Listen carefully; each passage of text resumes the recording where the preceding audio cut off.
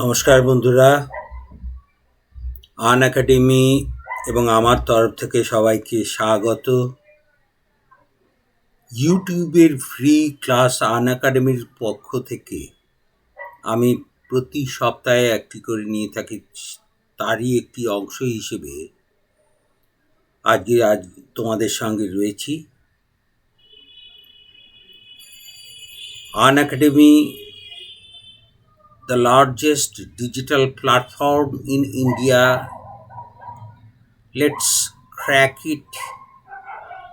আমরা যারা এখানে প্লাস এডুকেটেড রয়েছি প্রতিনিয়ত তোমাদেরকে একথাই বলে যাচ্ছি।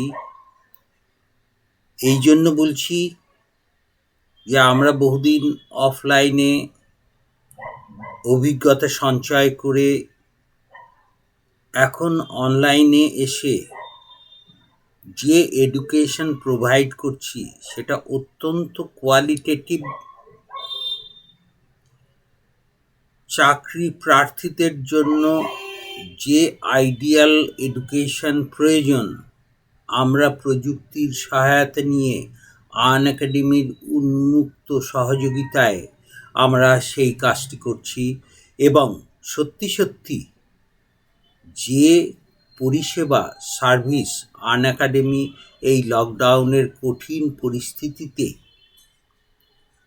জারি রাখলো এবং আমরা আমাদের সহযোগিতার মধ্য দিয়ে সেই মহৎ উদ্দেশ্যকে চরিতার্থ করে চলেছি, তা থেকে একথা নিশ্চিতভাবে এবং নিরপেক্ষভাবে তোমাদেরকে বলতে পারি, আন একাডেমি একটি মহৎ উদ্দেশ্যেই সামান্য কিছু অর্থের বিনিময়ে দুটি বছর তোমাদেরকে অ্যাপ্রোপ্রিয়েট এডুকেশন সার্ভিস প্রোভাইড করছে।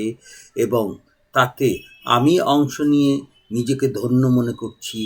আশা করি যারা আন একাডেমির বাইরে আছো, যদি আন একাডেমিতে অংশ নাও রেফারাল লার্নার হিসেবে, প্লাস লার্নার হিসেবে, ভেতরের যে সুযোগ সুবিধাগুলি আছে যা বাইরে থেকে দেখা যায় না, সেগুলি যদি গ্রহণ করো তাহলে নিশ্চিত তোমরা উপকৃত হবে, তাতে কোনো সন্দেহ নেই। তাই তোমাদের বলছি, তোমরা দ্রুত আন একাডেমির এই সার্ভিস গ্রহণ করো এবং অনায়াসে তোমরা তোমাদের চাকরির মুখোমুখি এসে দাঁড়াও। আমি KD sir, Kamalendu sir, Kamalendu Dalal sir, অফলাইনে বহুদিন সোশিওলজি নিয়ে অধ্যাপনা করেছি এবং মেইন স্ট্রিম কলেজ সার্ভিসেও বহুদিন কাজ করেছি। সেই সুবাদে আমি তোমাদেরকে এখন আন একাডেমি অনলাইন এডুকেশন সার্ভিসে রয়েছি, তোমাদেরকে স্বাগত জানাচ্ছি। যারা 2021-এর জন্য WBCS প্রিপারেশন নিচ্ছ, যারা সোশিওলজি অপশনাল নিয়ে WBCS ক্র্যাক করতে চাইছো, তাদেরকে আমি আমার তরফ থেকে, আন একাডেমির তরফ থেকে ওয়েলকাম জানাচ্ছি। আজকে প্রতি সপ্তাহের একদিন যে সার্ভিস প্রোভাইড করছে আন একাডেমি, বিশেষ করে সোশিওলজি অপশনালে, এবং আমি সেখানে অংশ নিচ্ছি। তো আজকে আমাদের বিষয়বস্তু জেন্ডার সোশ্যালাইজেশন, লিঙ্গ সামাজিকীকরণ। আমরা সামাজিকীকরণ সম্পর্কে একটি সাধারণ বক্তব্য জেনে থাকি, তা হলো সমাজে বসবাস করতে গিয়ে যে শিক্ষাটা, সেটা সব ক্ষেত্রে পুঁথিগত হয় না। সেই শিক্ষাটা সমাজ তার পরিকাঠামো দিয়ে, তার যে এজেন্সি রয়েছে সমাজের অভ্যন্তরে, যে এজেন্সিগুলি রয়েছে, যেমন পরিবার, বন্ধু, শিক্ষা প্রতিষ্ঠান, প্রতিবেশী, মিডিয়া, ধর্মীয় প্রতিষ্ঠান, এই যে এজেন্সিগুলি রয়েছে তা থেকে প্রথাগত যে সামাজিক শিক্ষা প্রদান করা হয় এবং তার মধ্য দিয়ে একজন একটি শিশু ভবিষ্যৎ নাগরিকে পূর্ণ ব্যক্তিত্বে রূপান্তরিত হতে পারে, সেই শিক্ষা প্রক্রিয়াকে, প্রসেসকে বলা হয় সোশ্যালাইজেশন, যার বাংলার অর্থ হচ্ছে সামাজিকীকরণ, যাকে যদি ব্যুৎপত্তিগত বা সমাসবদ্ধ করে আমরা দেখতে চাই তাহলে আমরা একথাই বলবো সমাজযুক্ত একীকরণ, অর্থাৎ সামাজিকীকরণ। এর অর্থ হচ্ছে সমাজে জন্মাবার পর একটা শিশু তিলে তিলে প্রচলিত সমাজের শিক্ষায় শিক্ষিত হয়ে সমাজের সঙ্গে একীভূত হওয়ার প্রক্রিয়াকেই সামাজিকীকরণ বলে। এর মধ্য দিয়ে সেই শিশু প্রচলিত সমাজের রীতিনীতি, মূল্যবোধ, আচরণ, সামাজিক দক্ষতা অর্জন প্রভৃতি করে এবং তার ফলে সে আগামী দিনের সভ্য সদস্যে রূপান্তরিত হয়। ওয়ারেন থমাস অ্যান্ড ফ্যারেল এই সম্পর্কে বলেছেন, in fact the socialisation gives us the tools to fill our evolutionary roles. আমরা পরিবর্তিত তথা বিবর্তিত সমাজের প্রেক্ষিতে যে ভূমিকাটি নিতে হবে সেই শিক্ষা আমরা সামাজিকীকরণ প্রক্রিয়ার মধ্য দিয়ে পাই। দে আর আওয়ার বিল্ডিং ব্লকস, এবং তার মধ্য দিয়ে যে প্রতিবন্ধকতাগুলি রয়েছে তা দূর করে আমরা ক্রমান্বয়ে সমাজের শিক্ষায় শিক্ষিত হই এবং সমাজের সঙ্গে মিশে যেতে পারি। এখানেই আরেক ধরনের সামাজিকীকরণ প্রক্রিয়া চলে, তাকে বলছে জেন্ডার সোশ্যালাইজেশন, অর্থাৎ লিঙ্গ সামাজিকীকরণ। তাহলে সামাজিকীকরণ প্রক্রিয়ার মধ্য দিয়ে আমরা পুরুষ নারী ভেদে সমাজ থেকে যে শিক্ষা পাই সেই শিক্ষাকে লিঙ্গ সামাজিকীকরণ বলে। Gender socialization is the process by which males and females are informed about the norms and behavior. তাহলে সামাজিকীকরণের মধ্য দিয়ে আমরা যে মূল্যবোধ, রীতি নীতি, আচরণ, সমাজে বেঁচে থাকার জন্য যে দক্ষতা অর্জন করি সেটা হচ্ছে গ্রস। সেই সামাজিকীকরণ প্রক্রিয়া চলতে চলতেই আমরা আরেক ধরনের ইনফরমেশন সমাজ থেকে পাই, সেটি লিঙ্গ ভেদে কে পুরুষ কে নারী তার ভিত্তিতে সমাজ আবারও একটা শিক্ষা দেয়। In clear words, society imposes some basic rules. অর্থাৎ লিঙ্গ সামাজিকীকরণ প্রক্রিয়ার মধ্য দিয়ে সমাজ কিছু চাপিয়ে দেয়, কি some basic rules and regulations. কাদের ওপর? অন দোজ টু সেক্সেস, লিঙ্গভিত্তিক পুরুষ নারীর ওপর কিছু নিয়ম বিধি নিষেধ চাপিয়ে দেয়। And also on the third sex separately, এবং দুটি লিঙ্গের বাইরে যারা তৃতীয় লিঙ্গ রয়েছে তাদের ওপরও কিছু বিধিনিষেধ চাপায়। And this process is called as gender socialisation. এই প্রক্রিয়াকে লিঙ্গ সামাজিকীকরণ বলে। তাহলে সোশ্যালাইজেশন সামাজিকীকরণের পাশাপাশি লিঙ্গ সামাজিকীকরণ থাকতেই পারে, তার কারণ লিঙ্গ ভিত্তিক সামাজিক বিধিনিষেধ পুরুষ নারী ভেদে থাকা প্রয়োজন এবং সেটি সমাজ হয়তো গোপনে হয়তো অলক্ষ্যে সেটি দিয়ে থাকে। কিন্তু gender socialization is used to convey the idea of gender-based learning. তার মধ্য দিয়ে লিঙ্গভিত্তিক যে শিক্ষা সেই শিক্ষা সমাজ দিয়ে থাকে, সমাজের বিভিন্ন মাধ্যম এজেন্সিগুলি দিয়ে থাকে। কিন্তু আমরা দেখব এই জেন্ডার সোশ্যালাইজেশনের মধ্য দিয়ে সমাজ যদি পুরুষ এবং নারীদেরকে সমান্তরাল দৃষ্টিকোণ থেকে দেখে ইনফর্ম করে, এইভাবে পুরুষ চলবে, এইভাবে নারী চলবে, এই বেসিক্সটুকু থাকা দরকার আছে, ঠিক আছে। কিন্তু যদি কোনো সমাজ পুরুষ প্রাধান্যের মধ্য দিয়ে থাকে, যদি কোনো সমাজ নারী প্রাধান্যের মধ্য দিয়ে থাকে, তাহলে সেই সমাজ উভয় দুটি লিঙ্গকে সমান্তরাল দৃষ্টিকোণ থেকে দেখবে না, একথা খুব স্বাভাবিক। ভারতীয় দৃষ্টিকোণ থেকে লিঙ্গ সামাজিকীকরণের প্রভাব যদি আমরা লক্ষ্য করি, তাহলে দেখা যাবে যে পুরুষতান্ত্রিক এই ভারতীয় সমাজে পুরুষ প্রাধান্য রয়েছে। ফলে পুরুষদের এই সমাজে বেঁচে থাকার জন্য যতখানি ওপেন স্পেস, খোলা মাঠ, খোলা জায়গা প্রদান করা হয়, তা নারীদের ক্ষেত্রে দেয়া হয় না। এর ফলে পুরুষ এবং নারী লিঙ্গগত একটা বৈষম্য তৈরি হয় এবং তার ফলে জেন্ডার ইনইকুয়ালিটি, লিঙ্গ বৈষম্যের যে ব্যাধি, যে করাল, যে প্রতিবন্ধকতা আমাদের মতো সমাজগুলি বহন করছে, তার প্রতিফলন খুব শুভ হয় না। খুব প্রসঙ্গ সূত্রেই আমরা বলতে পারি, পুরুষরা এই সমাজে এগোতে পারলেও নারীরা অনেকখানি পিছিয়ে থাকে এবং তার প্রভাব যে শুভ নয়, সুখকর নয়, তা আমরা পরবর্তীতে লক্ষ্য করব।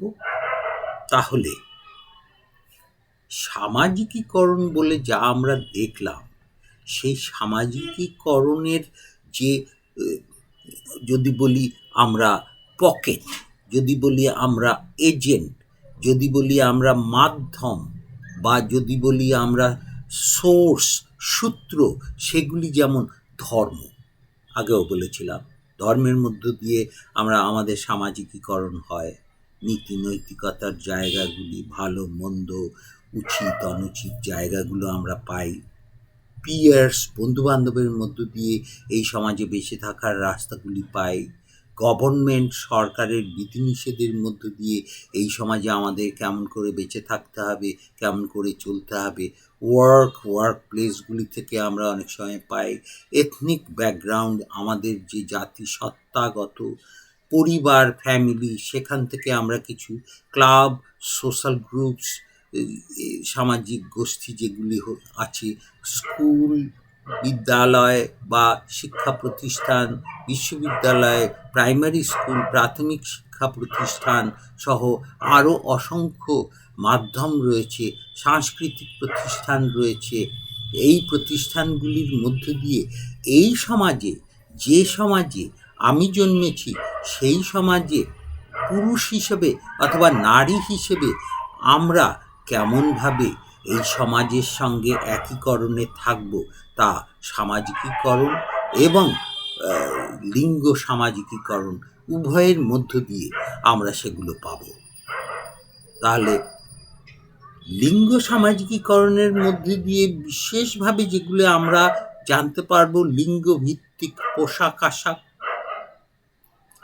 আচার আচরণ, চরিত্র গঠন, আদব কায়দা, শিক্ষাগত দিকগুলি, বিবাহ সম্পর্কিত যে দৃষ্টিভঙ্গি, বয়স থেকে আরম্ভ করে বিভিন্ন বিহেভিয়ারাল, আমাদের দৈনন্দিন জীবনে আচরণ করতে গিয়ে পুরুষ হিসেবে কেমন করব, নারী হিসেবে কেমন করব, এই দিকগুলি জেন্ডার সোশ্যালাইজেশন আমাদের দেবে। যদি সৎ বা নিরপেক্ষভাবে সেই ইনফরমেশান লিঙ্গভিত্তিক আমরা পেয়ে থাকি, তা নিশ্চিতভাবে উপকৃত হবে আমাদের সমাজ। লিঙ্গগত যে শিক্ষা, সেটি পাওয়ারও প্রয়োজন রয়েছে। একজন পুরুষ যে আচরণ করবে, একজন নারী তার সমান্তরাল আচরণ নাও করতে পারে। সমাজ হয়তো সেটা প্রতিবন্ধক হিসেবে মনে করতে পারে, কিন্তু যদি এটা দেখা যায় যে পুরুষদেরকেই আমরা অধিকতর সুযোগ দেব, নারীদেরকে তুলনামূলকভাবে কখনোই কোনো সুযোগ দেয়া হবে না, যদি এই রকম কোনো দৃষ্টিভঙ্গি থাকে, তা সমাজের ক্ষেত্রে লিঙ্গগত দৃষ্টিকোণ থেকে তা কখনোই সুখকর হবে না। তাহলে বিশেষজ্ঞ মহল যৌনতা এবং লিঙ্গ এর মধ্যে সূক্ষ্ম পার্থক্য করে থাকেন। সেক্স এটি বায়োলজিক্যাল, জেন্ডার লিঙ্গ বায়োলজিক্যাল, লিঙ্গ কিন্তু সামাজিক দিক, সেক্স জৈব দিক, মানুষের জৈবগত অবস্থানের প্রেক্ষিতে আমরা যৌনতাকে ব্যাখ্যা করি। সেখানে sex is natural and biological, যৌনতা হচ্ছে প্রকৃতিগত এবং দেহগত, কিন্তু জেন্ডার বলছে সোশিও কালচারাল, লিঙ্গ হচ্ছে সামাজিক সাংস্কৃতিক দিক। একটা সমাজে নারী কি আচরণ করবে তা সমাজের দেখানো পথে আচরণ করতে হবে। ফলে জেন্ডার বা লিঙ্গ কিন্তু বায়োলজিক্যাল নয়, আচরণগত, সমাজ সংস্কৃতিগত। দ্বিতীয়ত, it is common in every human being and creatures। এই পৃথিবীতে যৌন বিষয়টি একেবারে জৈবগত, কিন্তু gender it is not common in every human beings life, অর্থাৎ লিঙ্গগত অবস্থানগুলি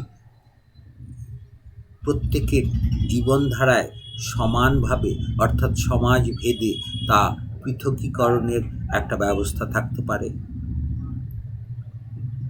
তৃতীয়ত, it is an achieved status, অর্থাৎ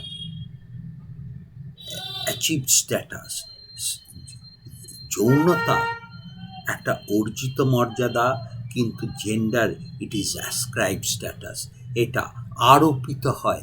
তুমি নারী, তোমাকে এই আচরণ করতে হবে, তোমাকে চাপিয়ে দেয়া হবে। তুমি পুরুষ, তোমাকে এই আচরণ করতে হবে। ফলে একটি অ্যাচিভ স্ট্যাটাস, অপরটি অ্যাসক্রাইব স্ট্যাটাস।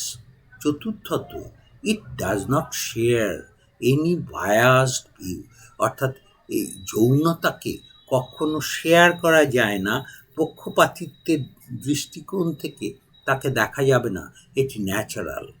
দ্বিতীয়ত, gender it is patriarchal in nature, আমাদের সমাজের প্রেক্ষিতে এটি পুরুষতান্ত্রিক, ফলে পুরুষকে সমাজ অনেক বেশি উন্মুক্ত দিক থেকে দেখে।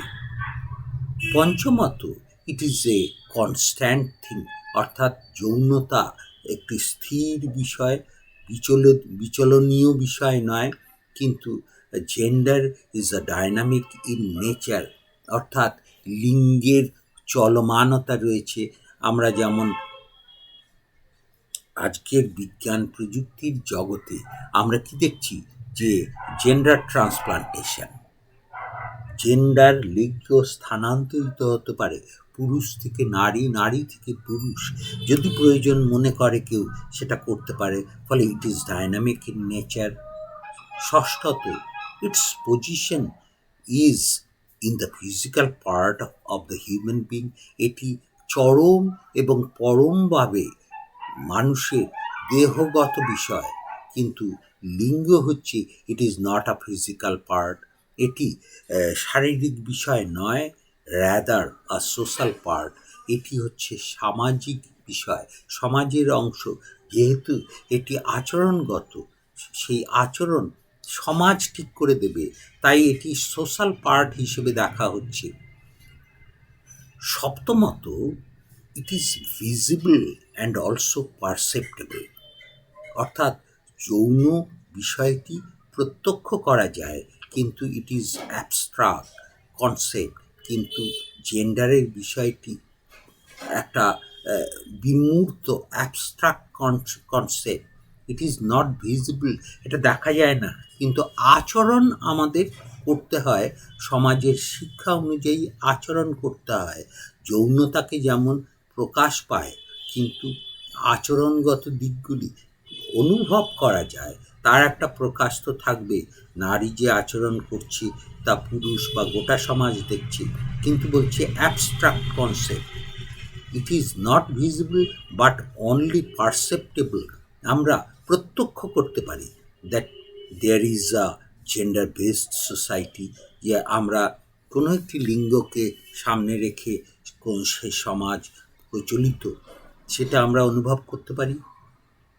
অষ্টমত, none can avoid the presence of sex. যৌনতা প্রত্যেকটি শরীরের মধ্যে এমনভাবে জুড়ে রয়েছে, তাকে আমরা অবজ্ঞা করতে পারি না। কিন্তু gender, if people think they can avoid the barriers of gender, যদি কেউ মনে করে যে আমরা লিঙ্গগত যে রেস্ট্রিকশনস, সেগুলোকে ভেঙে আমরা অসাধ্য সাধন করব। যেমন অনেক মেয়েরা এখন এয়ারফোর্স পাইলট হচ্ছে, যা এই প্রথম ভারতবর্ষে। তাহলে লিঙ্গগত যে সীমাবদ্ধতা ছিল, অনেক মেয়েরা এভারেস্টে যাচ্ছে, অনেক মেয়েরা ইংলিশ চ্যানেল পেরোচ্ছে, যা আমরা সচরাচর দেখি না। সেটাকেই বলছে যে লিঙ্গগত যে সীমাবদ্ধতা, তাকে ছিন্ন করে ভেঙে বেরিয়ে যেতে পারে। নবমত, sex organ is necessarily to rebirth the generation after generation. আমাদের যৌন যে অঙ্গ প্রত্যঙ্গ দিয়ে আমরা ভবিষ্যৎ নাগরিককে এই পৃথিবীতে নিয়ে আসতে পারি। কিন্তু gender has no organ particularly, কিন্তু লিঙ্গের এমন কোনো অঙ্গ প্রত্যঙ্গ নেই যা দিয়ে আমরা বলতে পারি যে এটাই পুরুষ লিঙ্গের অঙ্গ, এটাই নারী লিঙ্গের অঙ্গ। And the use of gender is not important to rebirth, এবং জেন্ডার লিঙ্গগত আচরণ দিয়ে রিবার্থ, জেনারেশনের রিবার্থ হওয়ার কোনো পসিবিলিটি নেই, যা যৌনতা দিয়ে পরবর্তী প্রজন্মের আগমন ঘটতে পারে। এইখানে একটি বিস্তারিত বিষয়কে আমরা রেখেছি, তা আমাদের ভালো করে লক্ষ্য করতে হবে যে জেন্ডার সোশ্যালাইজেশন, লিঙ্গ সামাজিকীকরণ কাঠামোগত দিক থেকে যে উপাদানগুলিকে সামনে রাখে, স্ট্রাকচারাল লেভেল, কাঠামোগত দিক থেকে লিঙ্গ সামাজিকীকরণ যে উপাদানগুলিকে সামনে রাখে, সেগুলি হচ্ছে সোশিও ইকোনমিক কন্ডিশন, অর্থাৎ সমাজের আর্থসামাজিক পরিস্থিতি কেমন, প্যাট্রিয়ার্কাল স্ট্রাকচার, সমাজে পুরুষতান্ত্রিকতার কাঠামো রয়েছে কিনা, পলিটিক্যাল স্ট্রাকচার, সমাজের রাজনৈতিক দৃষ্টিভঙ্গি কেমন, সোশ্যাল স্ট্রাকচার, সমাজের রেস ক্লাসগুলি কী অবস্থায় রয়েছে, গ্লোবাল মিডিয়া অর্থাৎ বিশ্ব যে মাধ্যম গণমাধ্যমগুলি রয়েছে, তাদের ভূমিকা সেই সমাজে কেমন। এর উপর নির্ভর করে লিঙ্গ সামাজিকীকরণ প্রক্রিয়া, লিঙ্গের সুযোগ সুবিধা, লিঙ্গ সামাজিকীকরণ প্রক্রিয়া লিঙ্গের সুযোগ সুবিধাগুলি তৈরি করবে, এবং তার ফলস্বরূপ স্ট্রাকচারাল যে বিষয়বস্তু, তার ফলস্বরূপ আমরা কি পাব, জেন্ডারগুলি শিক্ষা কেমন করে পাবে, জেন্ডারগুলি উভয় জেন্ডার ওয়ার্কফোর্স হিসেবে কতখানি আসতে পারবে, সমাজের অন্যান্য ক্ষেত্রে দুটি লিঙ্গ কিভাবে অংশ নেবে, রাজনৈতিক ক্ষেত্রে দুটি লিঙ্গ সমান্তরালভাবে আসবে কি না, ফার্টিলিটি রেগুলেশনের ক্ষেত্রে অর্থাৎ যে আগত প্রজন্মের ক্ষেত্রে লিঙ্গগুলির ভূমিকা কী হবে তা নির্ধারিত হবে। সামাজিক মেলামেশার ক্ষেত্রে জেন্ডার সোশ্যালাইজেশন যে এলিমেন্টগুলিকে সামনে রাখে, সোশ্যাল ইন্টারাকশনাল পার্সপেক্টিভে যে এলিমেন্টস উপাদানগুলিকে জেন্ডার সোশ্যালাইজেশন সামনে রাখে, তা হচ্ছে ফ্যামিলি, প্যারেন্টস, পরিবার, পিতামাতা কোন দৃষ্টিকোণ থেকে অবস্থান করছেন, সামাজিক প্রতিষ্ঠানগুলি কীরকম লিঙ্গগুলিকে সমান্তরাল দৃষ্টিকোণ থেকে দেখছে কিনা, সোশ্যাল নেটওয়ার্ক, সামাজিক যে মাধ্যমগুলি রয়েছে, বন্ধুবান্ধব রয়েছে, তারা লিঙ্গগত দিক থেকে কী দৃষ্টিভঙ্গি পোষণ করে, আঞ্চলিক স্থানীয় যে মাধ্যমগুলি রয়েছে তারা লিঙ্গগত দিকগুলিকে কিভাবে দেখে, নেইবারহুড প্রতিবেশীরা লিঙ্গের বিষয়টিকে কিভাবে দেখে, তার উপর যে প্রক্রিয়া জেন্ডার সোশ্যালাইজেশনের মধ্যে চলবে তা হচ্ছে সমাজ কতখানি লিঙ্গগুলোকে পোষণ করছে, কতখানি এগিয়ে দিচ্ছে, এক্সপেকটেশন লিঙ্গের কাছ থেকে কী ধরনের প্রত্যাশা করছে যে হ্যাঁ পুরুষ নারী সবাই সমান, সবাই এয়ারফোর্স পাইলট হতে পারে, সবাই ডিফেন্সে যেতে পারে, সবাই শিক্ষালাভ করতে পারে, এই ধরনের দৃষ্টিভঙ্গি গড়ে উঠবে কিনা, অ্যান্ড জেন্ডার নর্মস, এবং সেখানে জেন্ডারগুলি, লিঙ্গগুলি যে মৌলিক যে দৃষ্টিভঙ্গি গড়ে তুলবে সেগুলির মধ্যে কোনো ভারসাম্য থাকবে কিনা। যদি ভারসাম্য থাকে তাহলে এক ধরনের আউটকাম আসবে সমাজে ইন্টারাকশনাল পার্সপেক্টিভ থেকে, সেগুলো হচ্ছে ভায়োলেন্স অ্যান্ড চাইল্ড ম্যারেজ, এই রকম ঘটনা ঘটবে, নারীদের উপর উগ্র হিংস্রতা বা বাল্যবিবাহের মতো ঘটনা ঘটবে, নাকি সেই সমাজ আটকানোর চেষ্টা করবে। যদি কোনো সমাজ পুরুষ লিঙ্গের প্রাধান্যকে মেনে নেয় তাহলে নারী লিঙ্গের উপর আক্রমণ আসতে পারে, যদি সমানভাবে তাহলে সেই আক্রমণ আসবে না, যদি মাতৃতান্ত্রিক হতে পারে হয় তাহলে সেই সমাজে পুরুষদের উপর আক্রমণ আসতে পারে। সুতরাং লিঙ্গগত দিকগুলি নির্ভর করবে সামাজিক মেলামেশার ধরন ধারণ থেকে। শেষ যে প্রভাবটি লিঙ্গগত দিক থেকে সমাজে পড়ে তা হচ্ছে ইন্ডিভিজুয়াল লেভেলে, অর্থাৎ ব্যক্তিগত দিক থেকে দৃষ্টিভঙ্গি কী অবস্থায় রয়েছে তার এলিমেন্টগুলি, যেমন বায়োলজিক্যাল,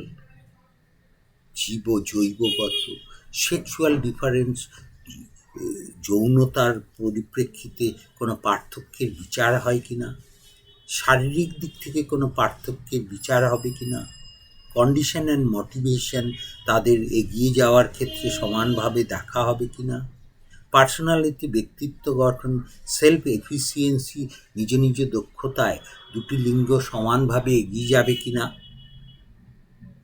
তার মধ্যে দিয়ে যে প্রক্রিয়া মূলত জেন্ডার আইডেন্টিটি, লিঙ্গ পরিচিতি ঘটে এবং তার ফলস্বরূপ জেন্ডার বেসড ডিফারেন্স কতখানি হবে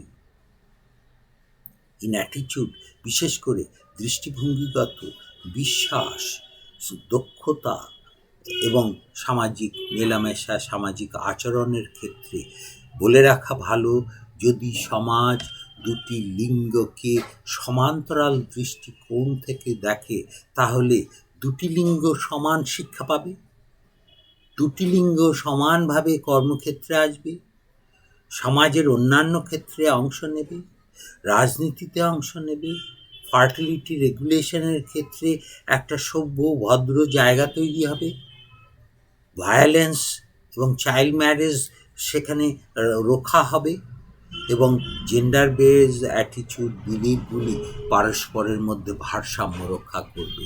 এই হচ্ছে জেন্ডার সোশ্যালাইজেশনের একত্রে যে এফেক্টটা, সেই এফেক্টটা এখানে তুলে ধরা হচ্ছে। যদি সমাজ পিতৃতান্ত্রিক হয় তাহলে সেখানে পুরুষ লিঙ্গের প্রাধান্য নারী লিঙ্গের উপর লক্ষ্য করা যাবে, সেখানে একটা জেন্ডার ইনইকুয়ালিটি দেখা দেবে।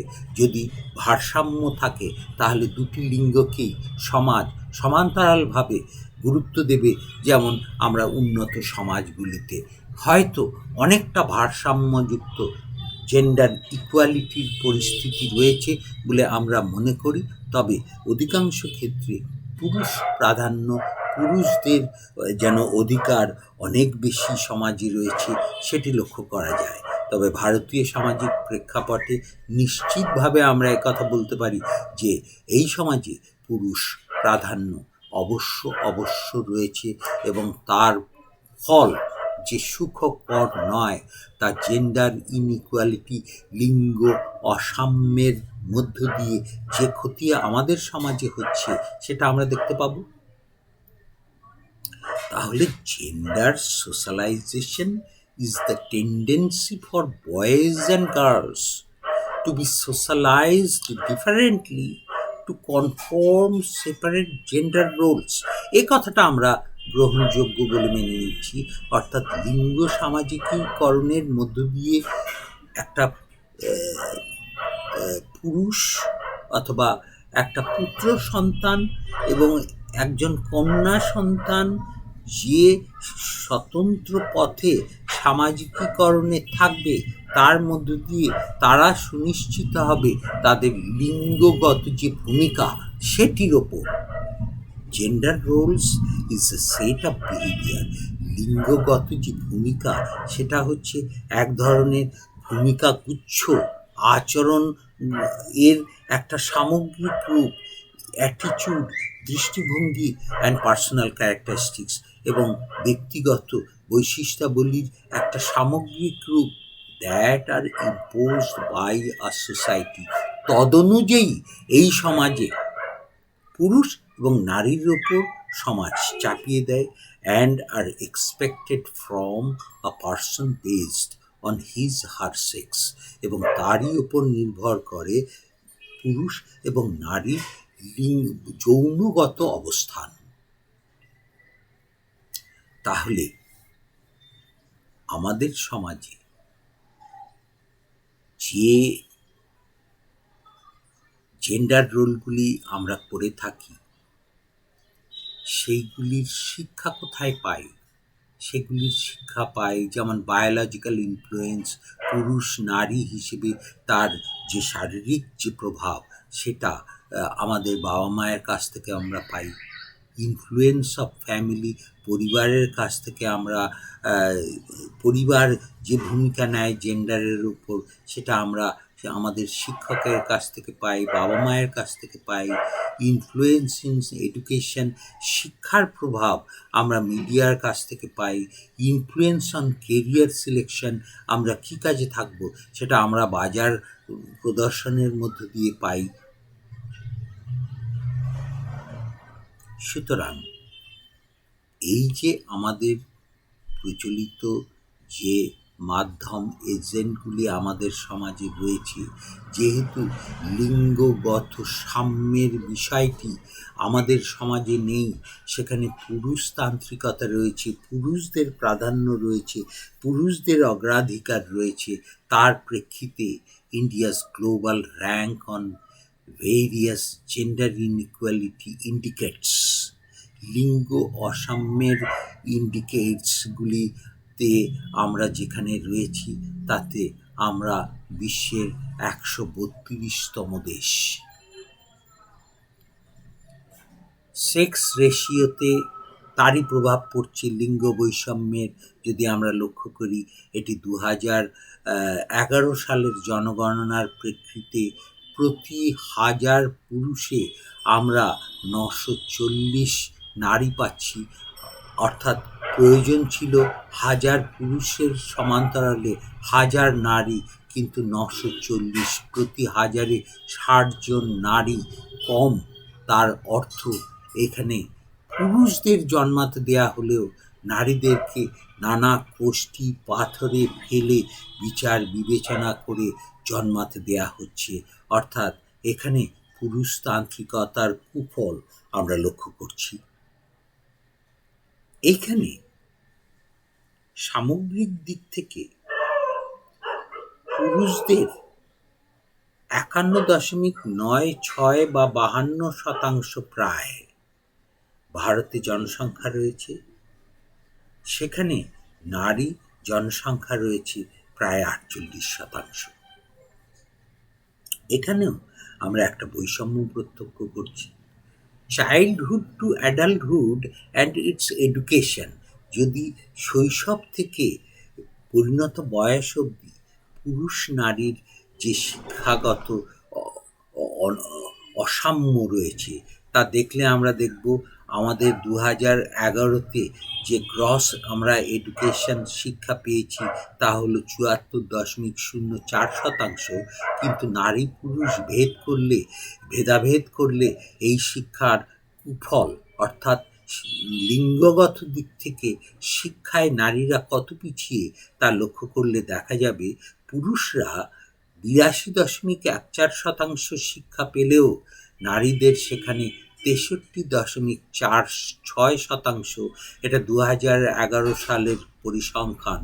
অর্থাৎ সেখানে নারীরা শিক্ষায় অনেকখানি পিছিয়ে। এখানেও লিঙ্গগত বৈষম্যের একটা কুফল আমরা লক্ষ্য করছি। Women in education in higher level, অর্থাৎ উচ্চ শিক্ষায় নারীরা কতখানি রয়েছে, আন্ডার গ্র্যাজুয়েটে 53%, কিন্তু পিএইচডিতে রয়েছে 41.8%। সেখানে আমরা গভর্নমেন্ট অফ ইন্ডিয়ার তথ্য থেকে গ্রহণ করছি। ইকোনমিক ইনইকুয়ালিটিস, লিঙ্গগত বৈষম্যের কারণে কোথায় রয়েছে?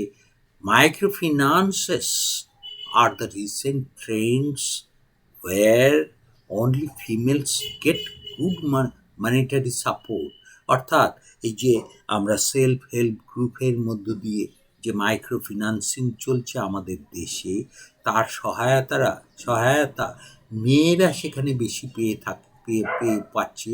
অর্থাৎ তারা স্বল্প সুদে ওই স্বনির্ভর গোষ্ঠীগুলি থেকে ঋণ নিয়ে তারা কিছু একটা করতে চাইছে। Support with low interest EMI based repayment system, it often helps them to establish themselves in society. Economically তারা সমাজে, যেহেতু তারা পরিবারের বাইরে গিয়ে অর্থ উপার্জনে সক্ষম হচ্ছে না, তাই পরিবারের মধ্যে থেকেই তাদেরকে এই ধরনের মাইক্রো ফিন্যান্সিংয়ের মধ্য দিয়ে তাদেরকে স্বাবলম্বী হওয়ার একটা চেষ্টা, একটা সুযোগ দেওয়া হচ্ছে।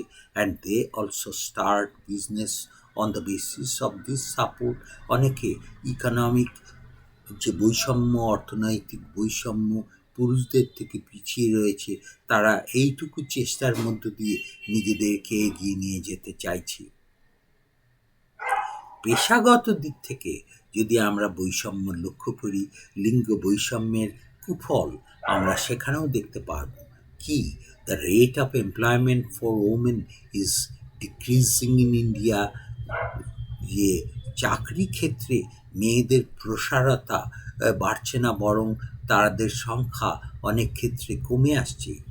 Less than a quarter of 23.6% women, যাদের বয়স 15 বছর অ্যান্ড অ্যাবাভ, যাদের যে সকল নারীদের বয়স 15 এবং তার বেশি participated in the labour force 2018-তে, তাদের এই একেবারে কর্মী হিসেবে, শ্রমিক হিসেবে পাওয়া গেছে 23.6%। ওয়্যার যেখানে মেন এমপ্লয়মেন্ট রেট, সেখানে পুরুষরা শ্রমিক হিসেবে 2018-তে 78.6% শ্রমিক হিসেবে আসছে, আর নারীরা আসছে 23.6%। এখানেও একটা অসাম্য। Communication and non traditional professional jobs are the choice of women, অর্থাৎ প্রফেশনাল জবে মেয়েরা নানা কারণে, নানা প্রতিবন্ধকতার কারণে আসতে পারছে না, তাহলে তারা নন প্রফেশনাল কিছু জব তারা খুঁজে নিতে চাইছে। Rural women's employment status is better then urban women. এখানে তথ্য বলছে যে গ্রামীণ মেয়েরা হয়তো ছোটোখাটো কাজে আসতে পারলেও নগর ভিত্তিক নারীরা সবসময় সেই ছোটোখাটো কাজে নিজেদেরকে নিযুক্ত করতে পারছে না। হেলথ অ্যান্ড সার্ভাইভাল ইনইকুয়ালিটিস, স্বাস্থ্য এবং বেঁচে থাকা সংক্রান্ত যে সুযোগ সুবিধা, তাতেও বৈষম্য আমরা লক্ষ্য করছি। সেটা কি? নানা ধরনের সুপারস্টিশন নারীদেরকে নানাভাবে প্রতিবন্ধকতা সৃষ্টি করছে। ম্যালনিউট্রিশন, তারা অধিকাংশ নারী অপুষ্টিতে শিকার হচ্ছে। অ্যাবর্শন অফ গার্ল চাইল্ড, তাদেরকে দিয়ে জোর করে নারী ভ্রূণ হত্যা করানো হচ্ছে। Serious physical harassment, acid attack, rape, এইগুলির মতো ঘটনা তাদের উপর ঘটছে। চাইল্ড ম্যারেজে নারীরা এই লিঙ্গ বৈষম্যের শিকার হচ্ছে।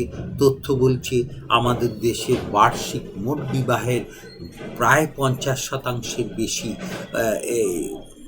এই বাল্যবিবাহ হচ্ছে, যেখানে নারীরা বা কন্যারা এর শিকার হচ্ছে।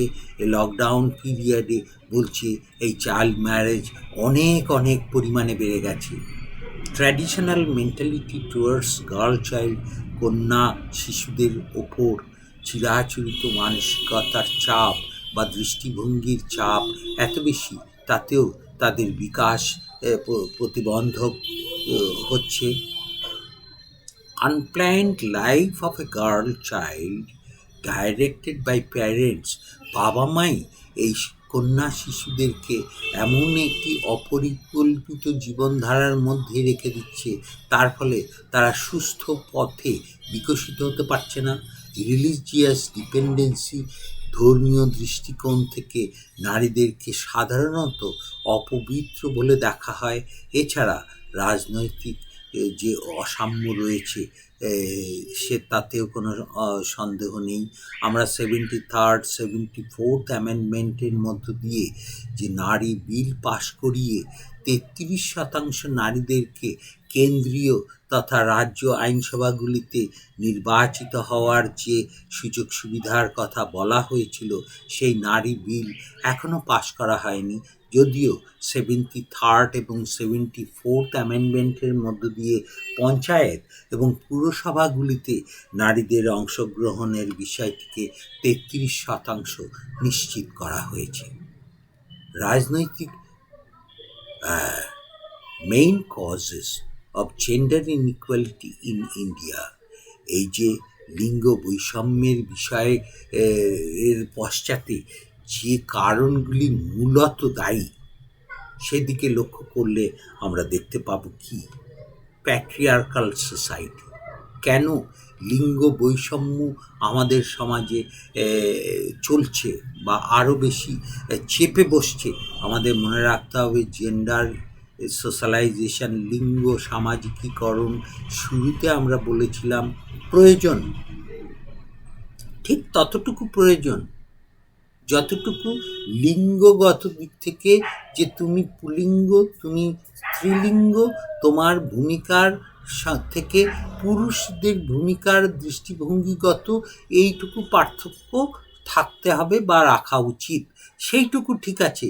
কিন্তু যদি পুরুষতান্ত্রিকতাকে সামনে রেখে নারীদেরকে নারী বিকাশ, নারী শিক্ষা, নারী সংস্কৃতি, নারীদের বেঁচে থাকা যদি চরমভাবে প্রতিবন্ধকতা সৃষ্টি হয়, তাহলে নারী বিকাশ বাধা পাবে, তাতে কোনো সন্দেহ নেই।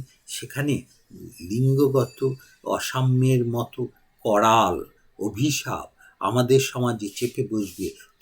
তা কেন হবে? সেখানে বলছে যদি পুরুষতান্ত্রিকতা একটি সমাজে চরম আকার নেয়, তাহলে লিঙ্গ বৈষম্য থাকতে পারে।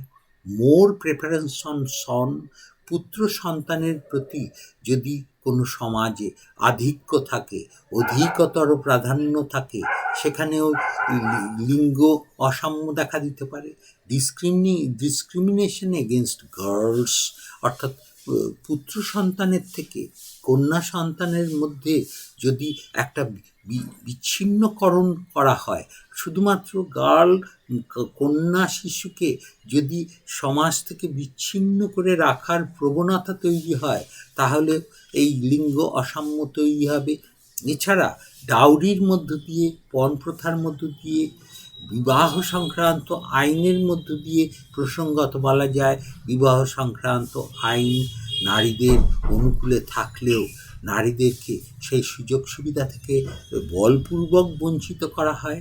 চাইল্ড ম্যারেজের মধ্য দিয়ে নারীদেরকে তার শৈশব পেরোনোর আগেই বৈবাহিক জীবনে ফেলে দিয়ে তার বিকাশ প্রক্রিয়াকে রুদ্ধ করে দেয়া হয়। ইন্ডিয়ান স্পিরিচুয়ালিটি যেখানে বারবার বলা হচ্ছে নারীরা অশৌচ, বায়োলজিক্যালি অশৌচ, ফলে আধ্যাত্মিক তথা পূজার্চনার ক্ষেত্রে তারা ডালি সাজিয়ে দিতে পারে, আলপনা এঁকে দিতে পারে, কিন্তু পুজো করতে পারে না, অর্থাৎ অঞ্জলি নিতে পারে কিন্তু পুরোহিত হতে পারবে না। এই যে সীমাবদ্ধতা নারীদেরকে অনেক বেশি ক্ষুণ্ণ করে। রিলিজিয়াস রেস্ট্রিকশনস, ধর্মীয় দৃষ্টিকোণ থেকে নারী লিঙ্গের প্রতি যে একটা চাপ, একটা চাপিয়ে দেওয়ার মানসিকতা, দাবিয়ে রাখার মানসিকতা, তার ফলেও লিঙ্গগত অসাম্য সমাজে সৃষ্টি হয়, যা সমাজের যার প্রতিফলন সমাজ কখনো সুখকর হতে পারে তা নয়। তাহলে এর প্রতিফলন হিসেবে আমরা কি দেখছি? যে নারী ভ্রূণ হত্যার মতো ঘটনা ঘটছে, তাদের উপর চরম অত্যাচার হচ্ছে। বিশেষ করে লকডাউন পিরিয়ডে, যেমন রিসেন্টলি উত্তরাখণ্ড ডিস্ট্রিক্টে আমরা এই ধরনের নারী ভ্রূণ হত্যার একটা চাপ লক্ষ্য করেছি। এছাড়া অনেকে মিলে ধর্ষণ অথবা একক ধর্ষণ, অ্যাসিড আক্রমণ, ইভ টিজিংয়ের মতো ঘটনা এই সমাজে অহরহ ঘটছে। নেশন ওয়াইড লকডাউনের মধ্য দিয়ে যেটা দেখা গেছে যে ডোমেস্টিক ভায়োলেন্স তাদের উপর অনেক বেশি পরিমাণে, পারিবারিক হিংস্রতা বেড়েছে। The traditional gender based teaching, অর্থাৎ পুরুষদের তুলনায় নারীদেরকে শিক্ষাগত ক্ষেত্রে, সামাজিক শিক্ষাগত ক্ষেত্রে এত বেশি কঠোর করে রাখা হয়েছে, তার ফলে নারীদের বিকাশ প্রতিহত হচ্ছে। এমপ্লয়মেন্ট স্ট্যাটাসের ক্ষেত্রেও নারীরা অনেক বেশি পিছিয়ে রয়েছে। চাইল্ড ম্যারেজে নারীদের, কন্যা সন্তানদেরকে অনেক বেশি করে পিছিয়ে দেয়া হচ্ছে, এবং লকডাউনের মধ্যে এই চাইল্ড ম্যারেজ অনেক বেশি পরিমাণে বেড়েছে। নারী স্বাধীনতার বিষয়টি আমাদের সমাজ আজও উন্মুক্তভাবে মেনে নিতে পারেনি। নারীদের ক্ষেত্রে অ্যানিমিয়া, রিকেট, বেরিবেরির মতো যে দুরারোগ্য ব্যাধি, সেগুলি পুরুষদের তুলনায় নারীদের মধ্যে অনেক বেশি করে লক্ষ্য করা গেছে। ডাউরি এর মতো ঘটনা, দহেজ, দাউরি হিন্দিতে দহেজ, যেটি জাহেজ অ্যারাবিক শব্দ থেকে নেওয়া হয়েছে, সেই ঘটনাও এবং তার শিকার হচ্ছে আমাদের সমাজে নারীরা। সুইসাইড, ওমেন ট্রাফিকিং, তাদেরকে মেরে ফেলা, তাদেরকে জ্বালিয়ে দেয়া, তাদেরকে কিডন্যাপ করিয়ে নেয়া, তাদেরকে অবৈধভাবে কোথাও চালান করে দেওয়ার মতো ঘটনা আমাদের সমাজে ঘটছে, এবং এর অন্যতম কারণ হচ্ছে জেন্ডার ইনইকুয়ালিটি, লিঙ্গ সামাজিকীকরণের ক্ষেত্রে প্রতিবন্ধকতা। তাহলে এই লিঙ্গ অসাম্যের মতো বিষয় যত দ্রুত আমাদের সমাজ থেকে বিতাড়িত হয়, ততই মঙ্গল, অন্তত নারী সমাজের মঙ্গল। মনে রাখতে হবে, প্রাকৃতিক ভারসাম্যের কারণে পৃথিবীতে যত পুরুষ থাকবে, ঠিক তত নারী থাকা বাঞ্ছনীয়। আমরা যেহেতু প্রকৃতিরই একটা অংশ, তাই প্রকৃতির ভারসাম্যের কথা ভেবে, যেমন শীত থাকলে গ্রীষ্ম থাকে, অমাবস্যা থাকলে পূর্ণিমা থাকে, জোয়ার থাকলে ভাটা থাকে, অরণ্যানী থাকলে মরুভূমি থাকে, পাহাড় পর্বত থাকলে অনন্ত জলরাশি থাকে। এই যে প্রাকৃতিক ভারসাম্য, সেই ভারসাম্যের অঙ্গ হিসেবে আমরা পুরুষ থাকলে নারীও থাকবে এবং সামঞ্জস্যপূর্ণভাবে থাকবে। সেটি যদি কোনো কৃত্রিম পথে একটা অসম পরিস্থিতি তৈরি করে, তাহলে পুরুষদের বিকাশ যথাযথ হলেও নারী বিকশিত হবে না। নারী বিকশিত না হলে পুরুষদের বিকাশও কোনো না কোনোভাবে থমকে যাবে। যেমন উদাহরণসহ বলছি যে নারী শিক্ষায় যদি পিছিয়ে থাকে, নারীরা যদি অধিক পরিমাণে নিরক্ষর থাকে, তাহলে কি ভয়ানক পরিস্থিতি হতে পারে সেই উদাহরণ দিয়ে বলছি যে একজন নিরক্ষর মা, তিনি সন্তান ধারণ করে, সন্তান প্রসব করে, সেই সন্তানকে যেভাবে মানুষ করবেন একজন সাক্ষর মা তার থেকে অনেক ভালোভাবে মানুষ করবেন।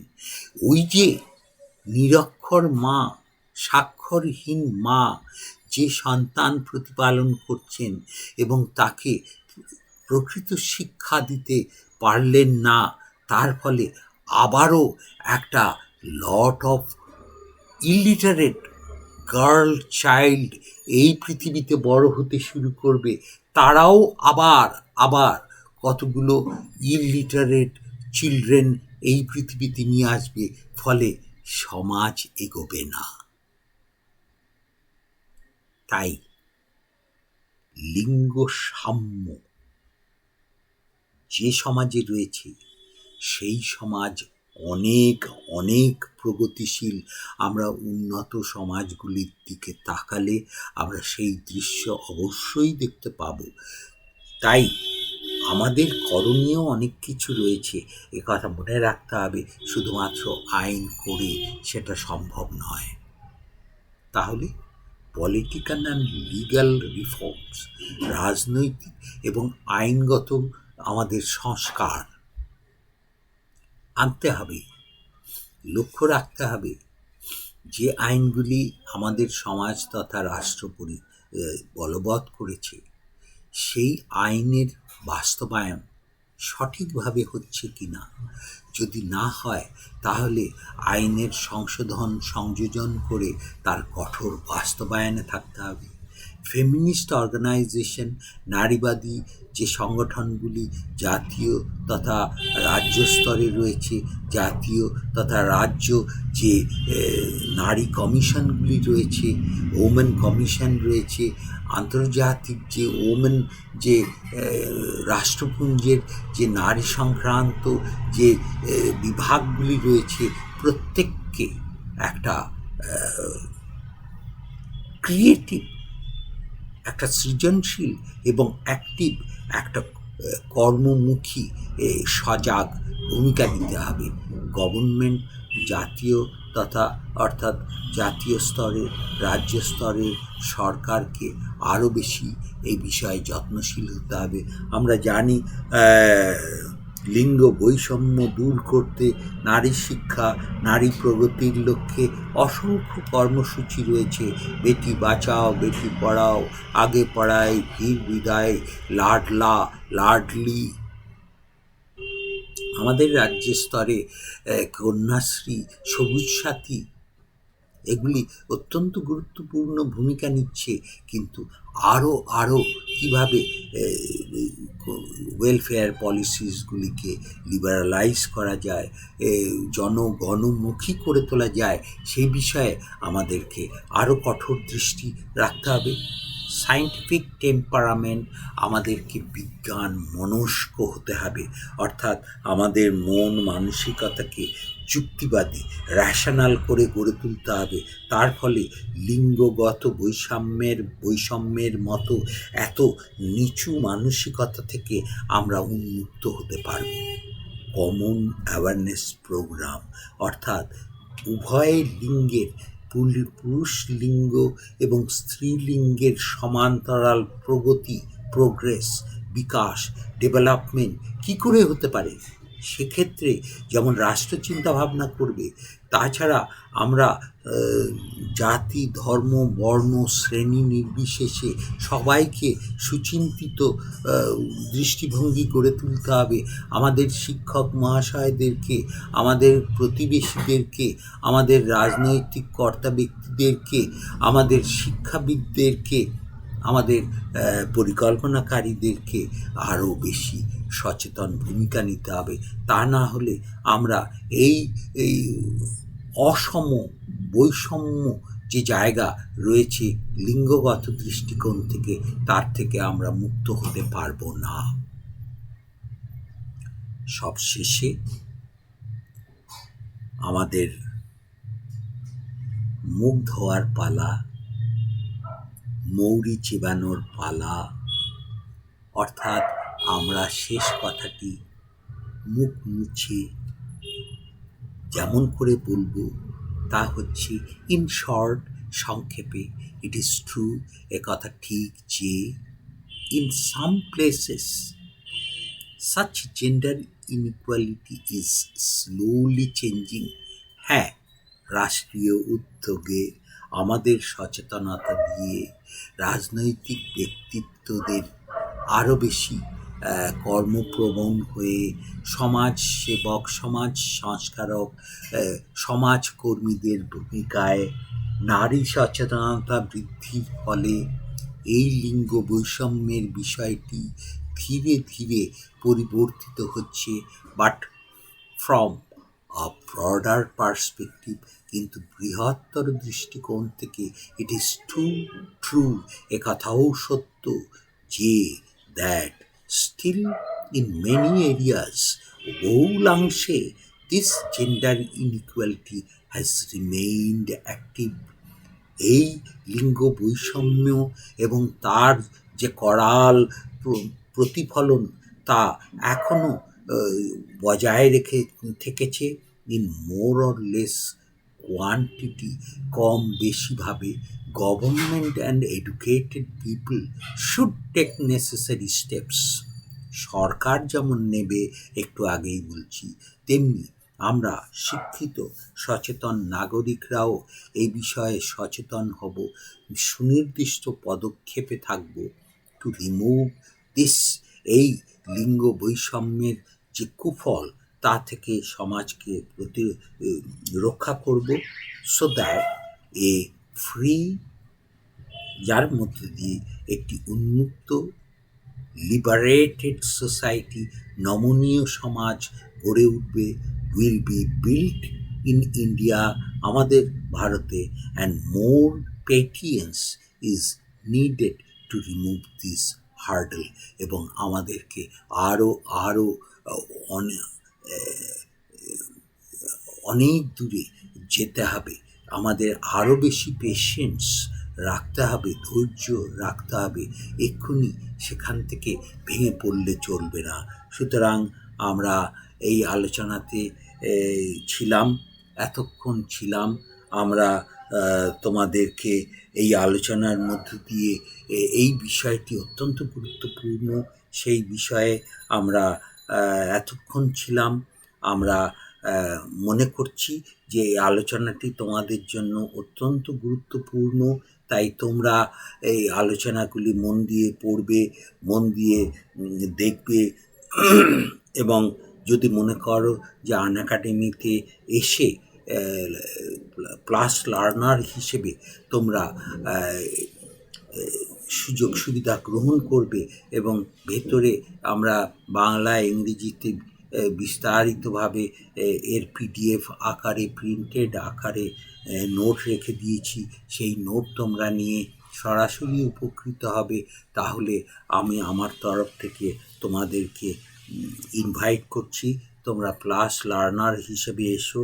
আমার কোড কেডি স্যার প্লাস, তা দিয়ে তোমরা সরাসরি 10% তোমরা ডিসকাউন্ট পেতে পারো। তোমরা যারা স্পেশাল ক্লাসগুলি করো, তারা কিছু পয়েন্টের মাধ্যমে আরও হয়তো পার্সেন্ট ছাড় পেতে পারো। এবং আমার রিকোয়েস্ট রইল, যদি আনএকাডেমিতে তোমরা প্লাস লার্নার হিসেবে আসো তাহলে 24 মাসের জন্য নেবে। সেইটা তোমাদের ক্ষেত্রে অনেক বেশি বেনিফিটেড হবে, অনেক বেশি ইকোনমি হবে। সুতরাং যারা এই ক্লাসটি শুনছো তাদেরকে আনএকাডেমি এবং আমার তরফ থেকে শুভেচ্ছা, আগাম শুভেচ্ছা জানিয়ে রাখছি। প্রত্যেক সপ্তাহে যেমন বুধবারে এই ক্লাসটি থাকে, তোমরা শুনে উপকৃত হলে আমি এবং আনএকাডেমির যে সৎ মহৎ উদ্দেশ্য তা বাস্তবায়িত হবে, তাতে কোনো সন্দেহ নেই। সবাইকে ধন্যবাদ জানিয়ে, নমস্কার জানিয়ে শেষ করছি।